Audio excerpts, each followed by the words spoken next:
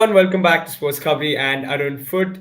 Um, where do we start today, Arnava? I mean, it's a great win for Odisha FC, 1-0 against Basundhara Kings at home, and they're through to the next round of the AFC Cup.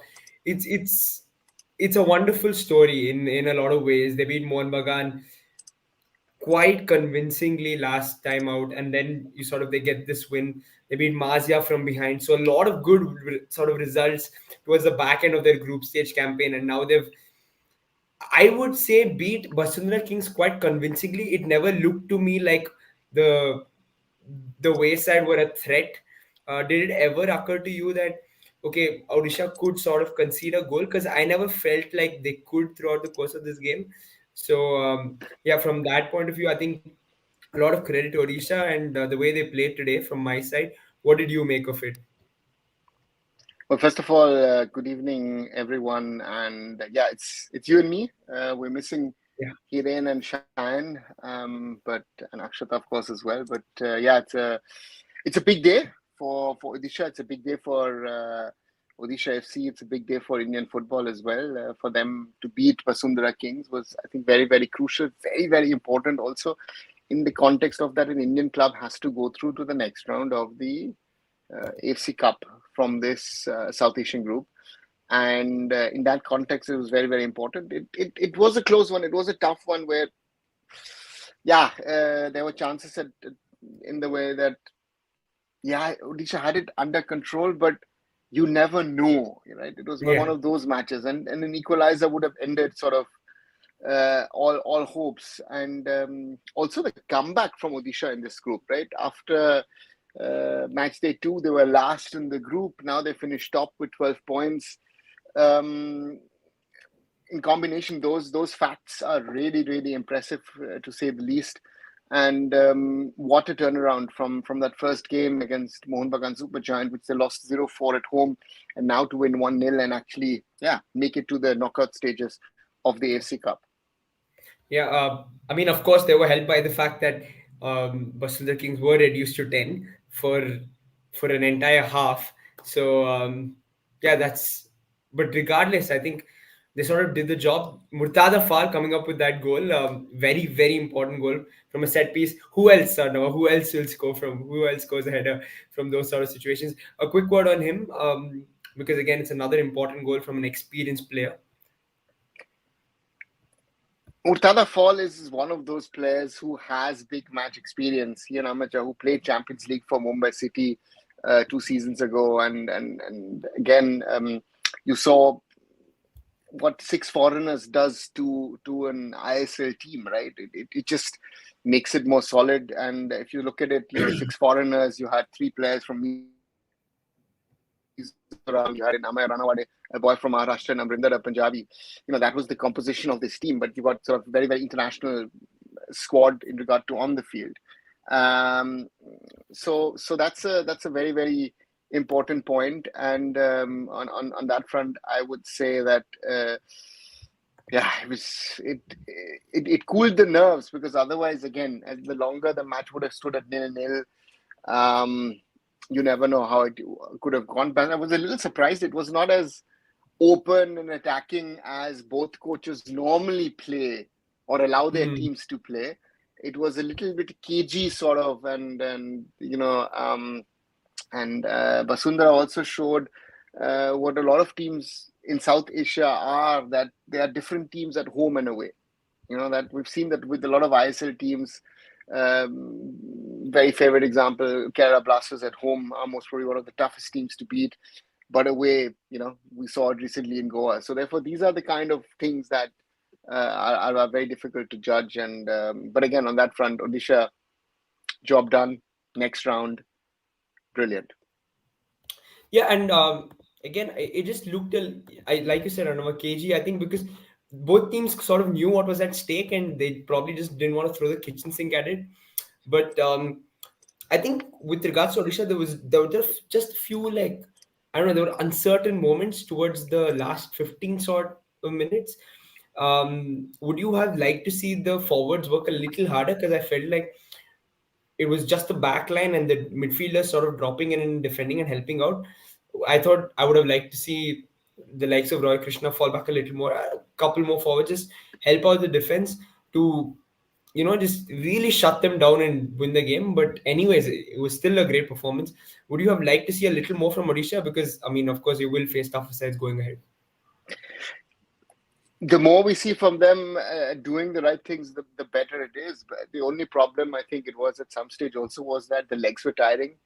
Mm-hmm. The mental side of things comes in as well. So from that perspective, I feel um, they did what they felt was right and what was needed on the day. And again, at the end, you win this game, and yeah, job done, right? So that's the most important thing, that Odisha FC got past Basundhara Kings and ensured that an Indian team is in the knockout stages of the AFC Cup. Not the one that we almost probably expected and thought it would be, but Yeah, it's good. absolutely.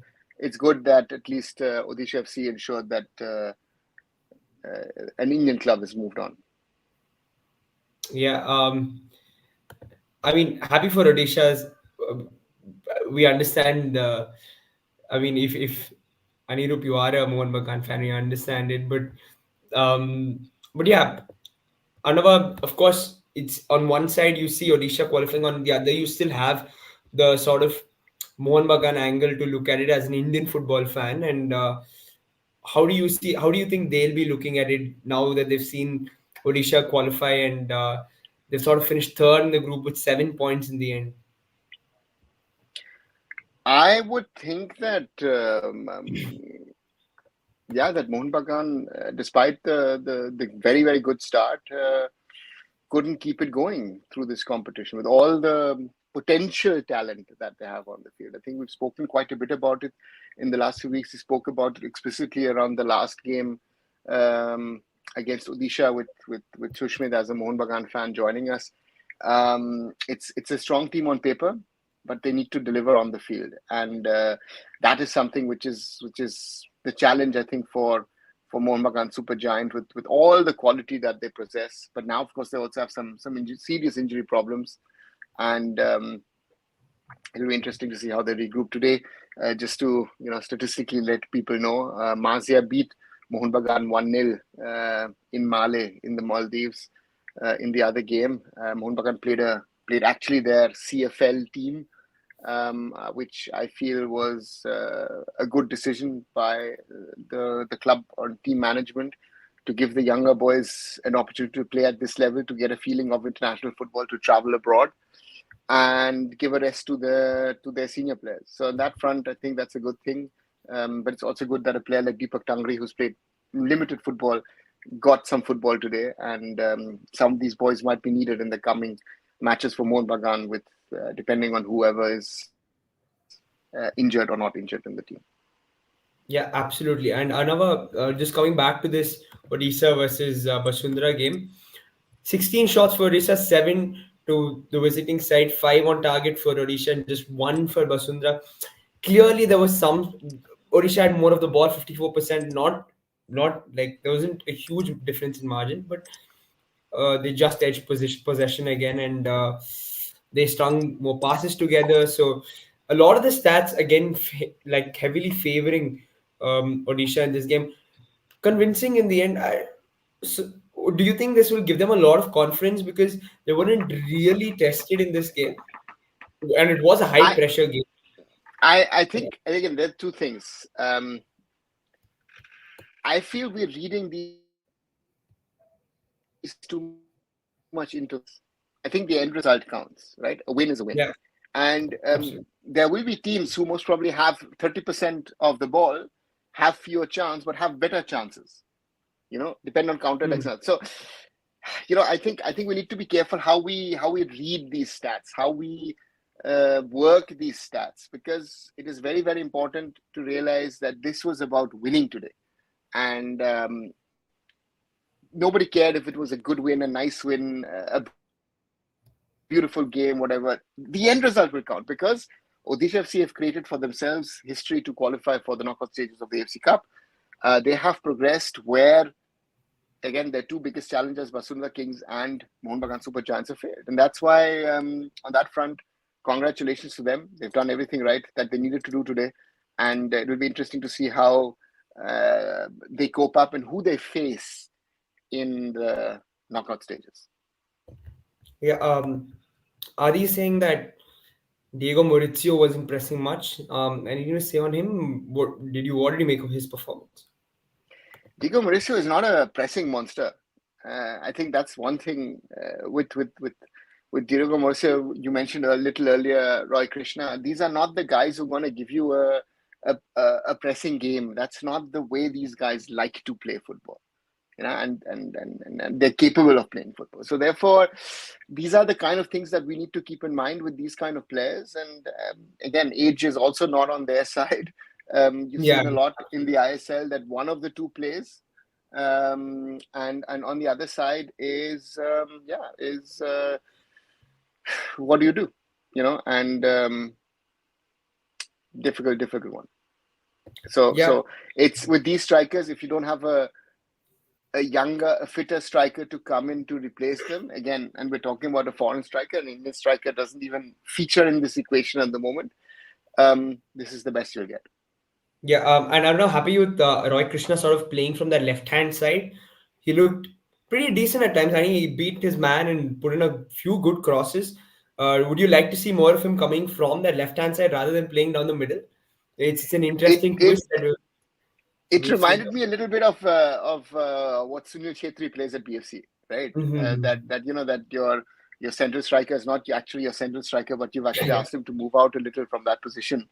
And therefore, I would say, I mean, that could be an interesting one. But again, I think if you're playing ISL, you have enough of pacey wingers in this Odisha squad who can really play on those positions. So therefore, it's going to be one of the two foreign strikers up front, I guess.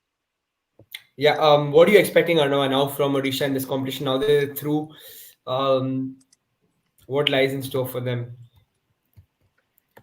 It's a question of what again, who do they face, and Yeah. how can they perform? I think that's the question. Important was for them to get through the group. I think that's the most important thing. They've achieved it, and achieved it in style, so to say. I mean, winning 4 matches in a row at the Asian level, that is more than just impressive. And looking at the group, you keep two big teams in South Asia behind you in Basundhara Kings and Mohun Bagan. Even Marcia are no, runaway customers, so to say. That is impressive, and it'll be interesting to see how they finish. What's the next stage and who they will face, and yeah, it'll be interesting to see in interzonals who they potentially could meet. It's going to be an interesting one, I feel. We'll wait and watch. Back to the ISL then, Arnav. That's we've had that 1 day of Asian competition is nice little break from domestic competitions, but we're back tomorrow and it's a cracker that we've got tomorrow. Goa, Mumbai. I don't think we have to say anything more. What do you have to say, Arnav? I mean, what are you expecting from this game? Because it looks from the outset like it's going to be a game filled with goals. Are you expecting the same? Again, I thought about it today as well. Yesterday said a 3-2 for Odisha would be good, and then it turned out to be a more of a wait and watch approach, which could happen tomorrow as well. Manolo has played a lot of games and tried his team to win matches 1-0 rather than 4-3s or 5-4s or whatever people might be expecting. That's more of a Sergio Lobera style. It'll be interesting to see Peter Kratky making his debut on the Mumbai City bench as the new head coach of Mumbai City FC. So that's also happening tomorrow. I think we will not see too many changes. I think we saw Mumbai City in flow last Friday in Bangalore. What this team potentially can do when it gets in flow, and I think that will be the efforts of FC Goa to stop Greg Stewart, to stop Nasser Al-Khayati, to stop Jorge Pereira Diaz from getting that groove, that flow, be it Apuya, depending on who are the others, right? So that's going to be the challenge on the one side. And this side, the question is, how does Manolo set his team up? Again, Noah Sadoui will be, again, a very, very important player for them. So yes, I think that'll be an interesting game to watch out and look out for. I think it could be one of those cracker games, but again, it might also be a game with a lot of opportunities both ends, but maybe one goal decides it. Who knows? Yeah, the reason I want to touch upon Peter Kratky is because I want to understand from you, Anwar, do you think he's someone who's going to come in and stamp his authority and sort of demand the style that he wants straight away, or is he sort of, because he's just into the Mumbai City setup, he hasn't gotten a lot of time to work with the players and the rest of his staff. Is he sort of going to take tips from the assistants and stick to the style that the previous coach has instilled in this Mumbai City team, or is he going to come in and straight away be like, you know what, this is what I want. Let's try and do this tomorrow. I would think that if he understands of what to do, not to do, he will most probably leave it to play the Mumbai City FC style that Mumbai City have played in the recent weeks. I think Mumbai City have evolved in regard to their style and play. You saw that against Bangalore. They looked more mature against Bangalore, as if they've sort of learned their lessons from the AFC Champions League. And Yeah. if they can keep that, if they can stay cool and put FC Goa under pressure, I think that could be a very, very interesting sort of afternoon or Yeah. evening rather of football in Goa. And from that perspective, that's one. But again, FC Goa themselves have that class, that style. Their defensive setup has one of the best defenders of the last few years in Uday, and with Sandesh in there, Arshdeep, maximum number of clean sheets. So it's going to be an interesting, good test for Jay Gupta as well. We've been speaking a lot about, or people in the chat have also been speaking a lot about Jay Gupta and his potential. So therefore that's what it is. Yeah. I'm not just taking this question quickly from Amal. Thoughts on AFF's decision to against Ivan for his comments? It's something that we've seen in the European football scene recently as well. Mikel Arteta who voiced his frustration, was handed. I mean, has been charged by the FA. It looks like Man City were charged as well. So Erling Haaland might be charged because of his comments. So it's not something new that we've seen. And Jurgen Klopp has Jurgen been, Klopp, Tuchel has been in the past, and Ivan Vukovic is yeah, not Tuchel, someone yeah, who's been who is already on the red alert, right? I mean, after yeah, what he did last season. Again, I find it very peculiar that fans say, "Oh, you know what? They're not doing anything with the referees. They're not taking any actions against them." How do you know? My simple question is, Amal, how do you know? How do you all think that you know what the AFF is doing with the referees or not? You know, yeah, and even Vukovic is on that blacklist, 100% with that what he's done last season, and therefore, I feel that at some stage the federation needs to step in. I know that other coaches have been told to be careful with their wording. Manolo Marquez being one, Scott Cooper being another. They've been told clearly by the federation. So therefore, there are means and ways and channels to do, if you're not happy with referee decisions, to put it. And the best thing is, if you punish referees, do we then have any referees left? Simple yeah, question. I'm also sometimes not happy. I've also had to go at referees with their decisions. Again, the Al Hilal match at home, where I thought that Mehtab Singh's red card was second yellow card was a little soft after that first one, right? So therefore, look at again Man City the other day against Tottenham, right? Erling Haaland goes ballistic, and Erling Haaland from that perspective, I feel, and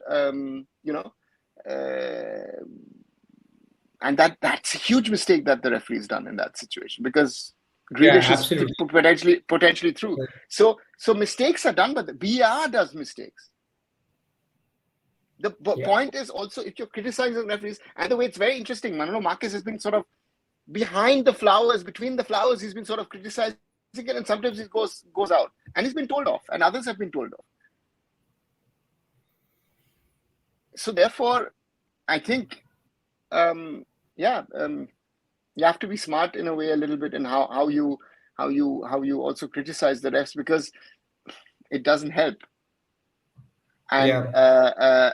and again, there are systems in place. You can't just put a referee a league down or two and then pull up someone during the season. Sorry, Amal, it doesn't work anywhere.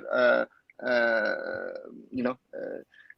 In the world, right? Because there are set systems. So it's not as easy as you're thinking. It's not easy. It's not saying and therefore, again, Amal, the point here is very simple. Remember what your coach did. He walked out with his team last season. Don't forget that. It's very, very simple. And then you'll say, oh, you know what, the referee did a mistake. I still say Sunil Chetri was right to take that free kick. Even Adrian Luna has now said it was his mistake not to put his foot down. So again, don't always blame the referees. Not every decision which you think is wrong is actually wrong. That's the start. Not every decision that you as a fan, or I as a fan, or Rahul as a fan, we think that went against our club is actually a wrong decision. It might be a right decision. And as I said, coaches have been told off. Do we know what the disciplinary committee is doing in the background? You are assuming things. You are thinking you know what is happening. Sorry, my friend, you don't. Even I don't know everything that's happening in the background. So therefore, I think if you're on that list with the things that you've done, you have to be a little bit more careful. And in the ideal case, maybe not even you make the comments. Let Carolus, as your sporting director, do the criticism. Because who are you? You're not helping your team. You're harming your own team by not being on the bench. Ivan Vukomanovic needs to be on that bench. Kerala Blasters is that X% better when he's on that bench. So therefore, again, I know it's tough sometimes when you're unhappy with referee decisions when you're around. But again, I know it's sometimes easier said now when we're having this kind of conversation and we're not on a football field or after a football game. But the people around need to be controlling this. It's in the interest, because it doesn't help, and it doesn't help the club. Kerala Blasters are having a very, very good season so far, but the coach is going to miss another game. That's now match 11 he's missing this season. I think Ivan needs to have a thought about this, and not, everybody else is at fault and everybody's going after me, not working for me. Sorry, guys. Yeah. No, I think I just to again add to Amal's question and what Arnav you just said. It's not about whether or not people are complaining, other coaches are complaining. I think it's about what you say, and this is what Vukomanovic says. The How referees also how you say it. Exactly. And he says that these referees are not capable of managing the game, which if you actually link it to what Arteta said, I'm an Arsenal fan, and I was frustrated that we sort of were hard done by in that Newcastle game. But then the coach comes out and calls the refereeing standards embarrassing. And the words you use is what sort of, I think, in the end gets you in trouble. And that's what got him in trouble. And the same thing has happened to Ivan. So I don't think if you compare the two scenarios, they're very similar in terms of the wordings that these guys have used to describe the officiating that's happening in their respective leagues, and that sort of led to the ban and the fine, and it's very similar if you look at it. So yeah, I think that's probably it. I don't think there's too much that we really have to explain here. It's pretty straightforward, right? um Anava on Odisha again, Utkarsh is asking potential opponents for Odisha in the playoffs. Well, I mean, and okay, let's not talk about potential opponents, but potential level and quality of opponents. If I had to put that to you. If I'm right, we're going to be playing teams from West Asia. And if we're playing against teams from West Asia, the standard is going to be higher than what Odisha has played so far in this competition. And we saw it for Mumbai City at the Champions League level. Of course, that's at least another or maybe 2 levels higher than what Odisha is going to face. But they're going to face a team which is going to be stronger than what they normally face in the ISL. So, but again, Odisha looks to me a good, well-oiled machine at the moment. I really like this, the way Lobera has built this team, and they have potential. And let's see how far they can get it. Yeah. Again, back to Mumbai, Goa.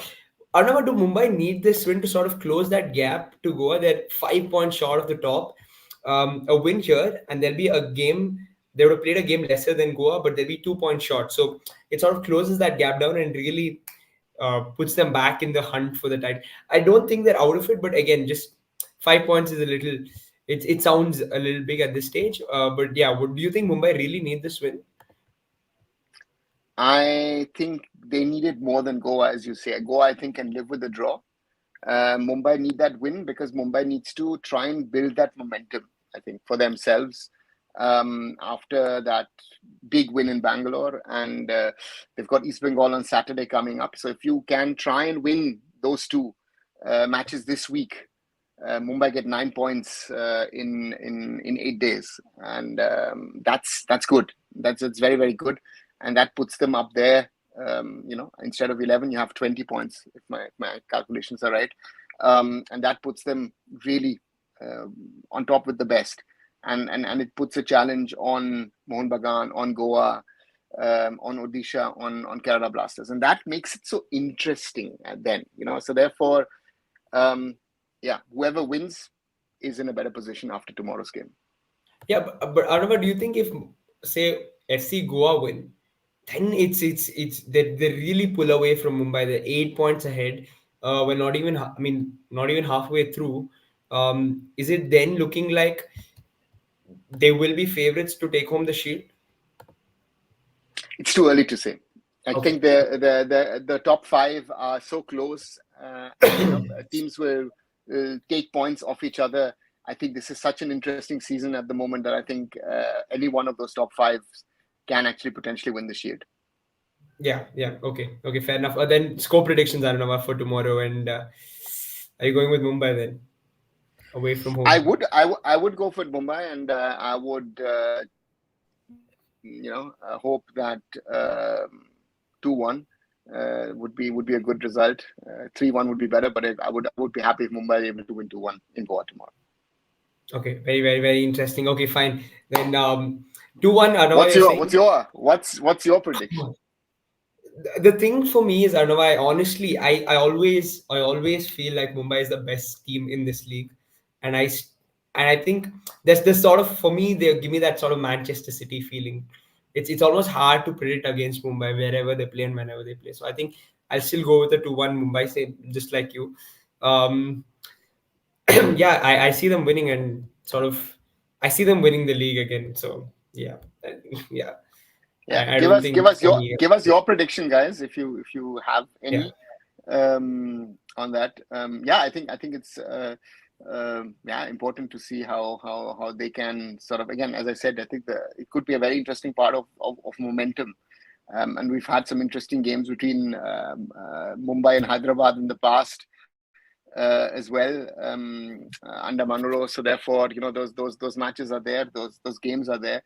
So therefore, Manolo will come prepared. Peter Kratky is also likely to be ready with his team. I think he will not do that much. I think, as I said the other day when he was officially announced, that he will allow his team to settle down, and then once he is settled down, I think he will then try and do something with his team. So I'm very interested to see how that works out and pans out. But again, it's good to see that they finally have a new head coach, and that the Champions League with all it's negative, so to say, when you see the results and see the number of goals that Mumbai has conceded. But I think Mumbai City has also learned a lot from the Champions League, and that's, I think, an added bonus to whatever they already had before playing the Champions League this year.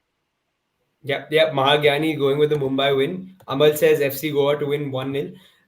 Again, just a reminder that FC Goa are playing at home, and they are a very good side. So taking nothing away from FC Goa, because no doubt they can produce a result again. And they showed 1-0. it, right? They showed it. Yeah. Against Kerala Blasters, right? So, Yeah. whatever, the Blasters away, of course, I feel are not the Blasters at home. But on the other side, that the Blasters were unable to really get into those dangerous positions which they normally do, because Adrian Luna was kept quiet, Diamantak was kept quiet, and I feel that makes it such an interesting a scenario in this league. And that's what I'm saying. The top, the top five are at a level where all teams can take points off each other, and that makes this season so it's not a two-way race between Mumbai and Mohun Bagan, but they've got Odisha, you've got Goa, you've got Kerala Blasters, you've got 5 teams who are there, and who knows, maybe BFC sorts itself out and comes back as well. I think you would love that, but that's going to be interesting to see how it works out. Yeah, Roshan going for a Roland Bolligers winner, so FC Goa to win again. It's a good question. Is Roland Borges fit again to play tomorrow? I don't know if anyone knows this. Yeah. I don't know, after this injury against the Blasters and he walked off. I don't know if Roland is fit enough to play. Anybody in the chat who has any information on Roland, please do drop it. Would love them to see love them to play out a draw. Or a draw, I think. Yeah, draw would be fine for both sides, but I think Mumbai would love the win tomorrow. But yeah. Okay, guys. So I think that's what we had in store for today. We had that nice little AFC Cup game that Odisha won, and they've secured their place in the next stage of the AFC Cup. And a short review on FC Goa and Mumbai City as well. We're going to have a cracker tomorrow, and we're going to be back again. And Losso has given us a little bit of an update. He's out, he says, Roland Borges and Brandon as well. So that's going to be a blow. Okay. That hurts FC Goa quite a bit, because again, and Brandon again is back to sort of phase of a lot of small little niggles, which which again is not good for Goa, and which is also not good for India. I think we need a fit Brandon Fernandes in January at the AFC Asian Cup. And again, Roland is a player who knows Mumbai City inside out. So he would have been, or would have been surely an asset for Manolo Marquez, and potentially down the road maybe for Igor Stimac, depending on the injuries that we are currently nursing and which we currently have.